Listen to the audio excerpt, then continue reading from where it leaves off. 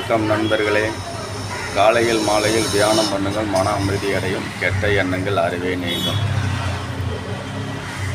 நம் மனதில் நல்ல எண்ணங்களையும் நல்ல செயல்களையும் உருவாக்கி கொண்டே வருமையானால் அந்த நல்ல எண்ணங்களும் நல்ல செயல்களும் நம்மளை ஒரு நல்ல நிலைக்கு கொண்டு செல்லும்.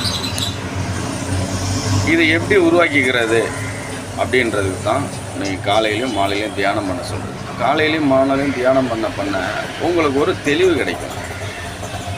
நல்லா புரிஞ்சுக்கணும். நல்லதை நினைத்தால் மட்டும்தான் உங்களுக்கு எல்லாமே நடக்கும். நல்ல எண்ணங்கள் இருக்கணும், நல்ல செயல்கள் இருக்கணும். கெட்ட செயல்கள் எல்லாத்தையும் விட்டு ஒழிக்க வேண்டும். ஒழித்தால் மட்டும்தான் நீங்கள் நினைக்கிறத நிறைவேறும்.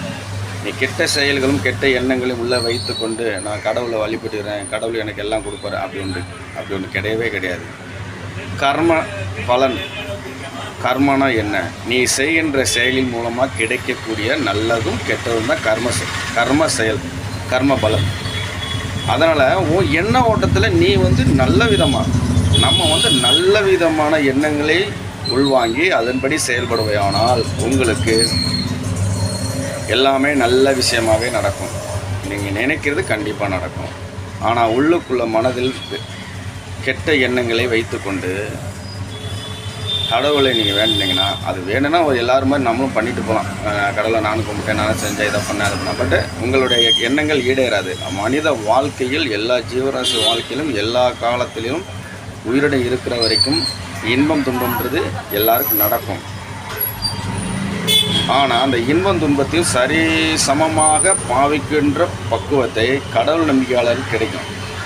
இன்பமாக இருந்தாலும் ஒரே மாதிரி இருப்பாங்க, துன்பமாக இருந்தாலும் ஒரே மாதிரி இருப்பாங்க. அதே மாதிரி இது இயற்கையாகவே இந்த பிரபஞ்சத்தில் இது நடக்கும். ஆனால் இதை புரிந்து கொள்ளக்கூடியவர்கள் கடவுள் நம்பிக்கையாளர்கள். அதனால் முடிந்த வரைக்கும் நல்ல எண்ணங்களும் நல்ல செயல்களோடு செயல்படுங்க. அப்படி செயல்பட்டிங்கன்னா உங்களுக்கு மனக்கவலையோ மன கஷ்டமோ வராது. யார் எது சொன்னாலும் எதை பற்றி யோசிக்க மாட்டீங்க. நீங்கள் உங்கள் வேலை உண்டு, உங்கள் குடும்பம் உண்டு வாழலாம். மற்றவர்களிருந்து கெட்டவர்களும் தானாக விலகி கொள்வார்கள்.